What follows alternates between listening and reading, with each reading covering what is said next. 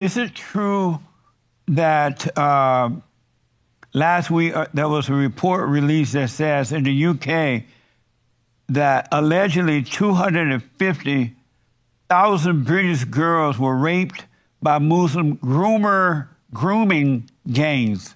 Is that true? That's 100% true. Really? Yeah, since the 1960s all the way up until the current decade, there have been 250,000 at least British white women exclusively that were abused by Muslim and primarily Pakistani organized gangs from Scotland down to the south. Even in Northern Ireland, where I'm currently living, there is an active confirmed rape gang. Wow. And who do you blame for that? The government. That is amazing, man. The Muslims are taking over our country too. We have Allahu Abba mayor of New York City now, Yeah. Mandami. There are other Muslims running for office. And Ilhan Omar, I can't believe when I become president, the one thing I'm not going to allow to happen, foreigners will not be able to come into our country, especially foreigners who think that we're the big Satan and that Israel. I'm not going to let those people come into my country and run my government. That doesn't even make sense, man.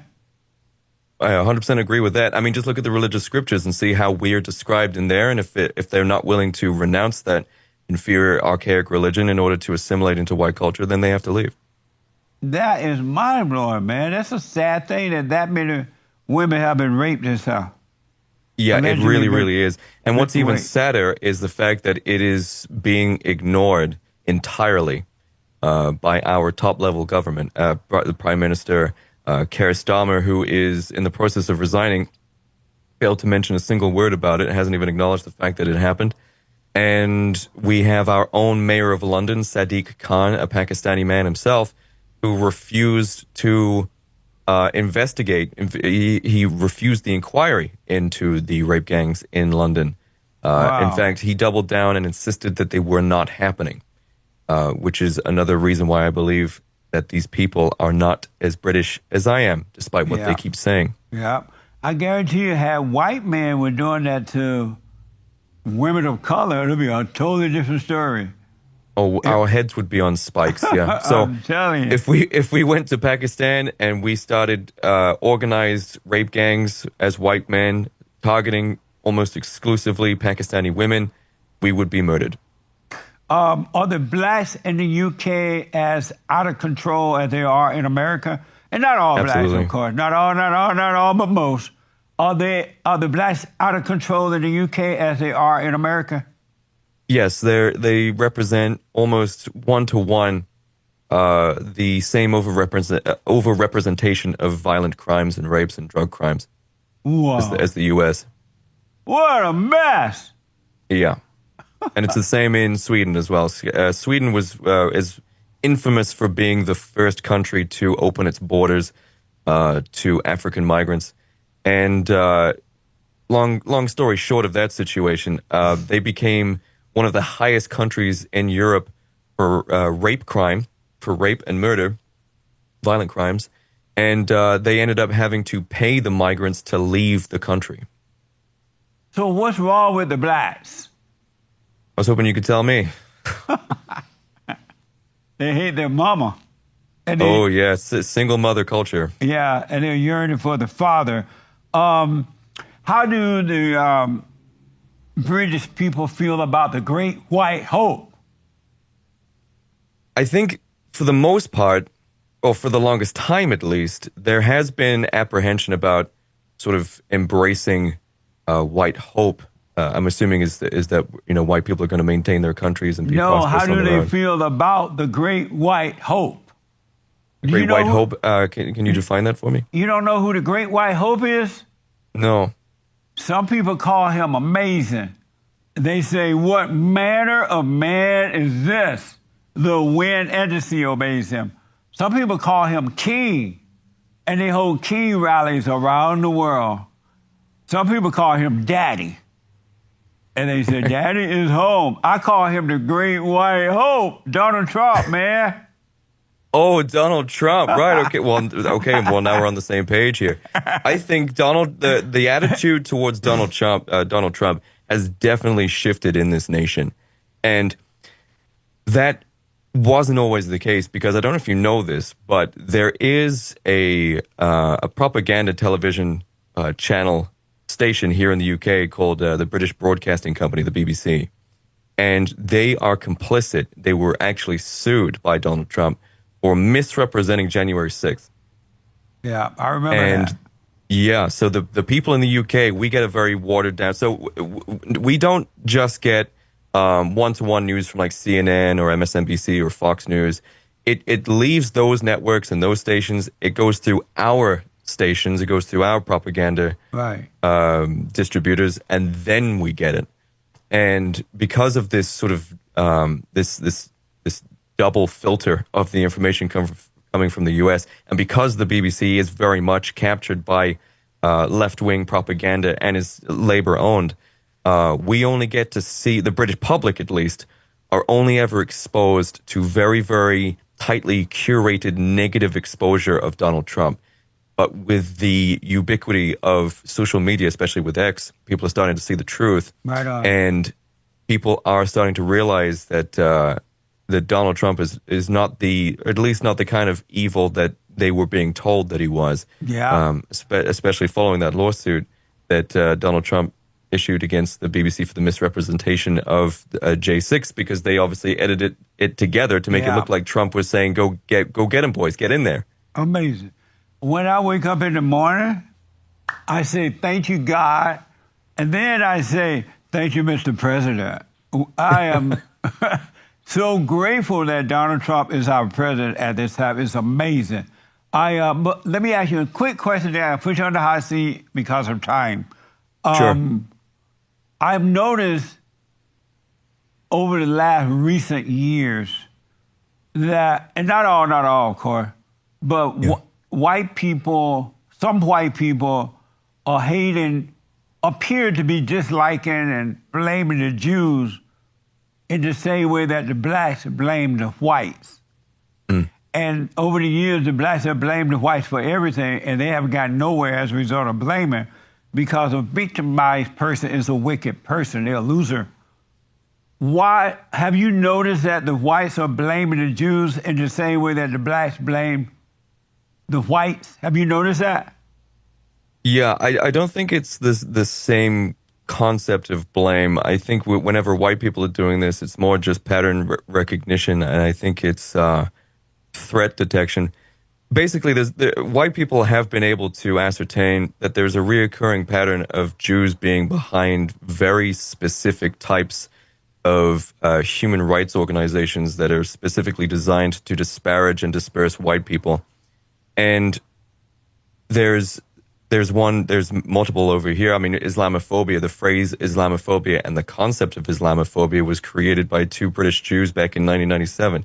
And that very concept is being used today in order to paralyze the British public into not acknowledging the threat that is very much here, which is the threat of the Muslim regime. Now, you can't detect that as a threat because that's now classified as Islamophobia. There's also the Behavioral Insights team over here in the UK, which is responsible for potentially rumored to not only influence and manipulate victims of migrant crimes, but also to write their victim statements so that they do not stir up racial tension as a result of them being attacked by a migrant. They're responsible for manipulating victims. So let me ask, because of time, Jay. Sure. Sorry, yeah. We're just running out of time here. So what's wrong with the whites that they allow anyone to go into their countries, America and Europe, and take over and influence like that? If that is happening, I'm not saying yes or no to it because I'm just not learning all this. Is it the Jewish fault that they allowed that to happen, or is it the white fault that they allowed it to happen? I think it's definitely Jewish influence that has destabilized white men over a period of decades, starting roughly through the 60s. And it's been a It's been half a century of subversion, coercion, manipulation. But whose fault and, is it, though? Whose fault is it? Is it the Jewish people's fault or the white people's fault that they allow someone to go into their own home and take over? Influence. Yeah, it's the fault would be. I mean, there's you've got the Jewish nature or perceived Jewish nature, which is to subvert white society. And I don't think the white man is at fault. I just don't think that they were able to ascertain the threat or the coercion as it was happening. So I think ultimately the fault lies with the inability to perceive exactly what their intentions were initially. And so whose fault is it's that? It's a fault that can be rectified. Whose fault is it, though? Could potentially be the white man for allowing this to happen in the first place. Yes. And I'm accustomed to white people, growing up at least, white people taking responsibility. And because of that, no one was able to keep them down in those days. But once you become a victim, then you lose because now you're a victim, you feel helpless, you feel to blame. You don't have that warrior fight in you once you become a victim. And I noticed that in the blacks and anyone who think that they're a victim, those people are wicked, they're evil because they'll do anything to get what they want. The worst thing that you can become in life is a victim. Because the moment you become a victim in your own mind, you become a child of evil. It's a very astute perception, and you're 100% correct. And I feel like white people almost exclusively are the only ones that are ever forced to take accountability. Yeah. And I think in this sense, if we are to accept that it is Jewish meddling and coercion and subversion that is the reason why we are in the position that we're in, we need to throw up our hands and admit that we were not able to stop the threat from invading. Yeah. And through accountability, we're then able to make decisions and actions to rectify the issue. That's what I say to the blacks, because when I was growing up, black people were not victim, man. And as I say, I grew up under Jim Crow law. There was no blaming slavery. There was no blaming the white man. We were taught to love our enemy, to love one another, to speak up, but don't hate. And you have real power. Don't blame. Do you love the Jews? No. I'm sorry? No. What a mess. I think that is most definitely the long and short of it. However, there are Jewish individuals that I'm relatively fond of. Because there's Jews for Jesus, man. There are, yes, there are indeed. There's many denominations of Jewish, like you've got Ashkenazi and you've got the Orthodox and all those other kinds. So do you blame the Jews people or you blame the government of the Jewish race? Well, they have been removed. They've been kicked out of many countries over I think over 1,000 years they have been. Before the Israeli government was even a thing, as a people they were removed from society. Not as a political ideology, as a people they were. And so do you blame the people or the government? I blame the people. What the? Just being very honest with you, Mr. Peterson. Right on. Well, when you drop that anger, once you forgive your mother, you're going to love all people. You're going to have an understanding that will come directly from God, and it's going to be clear.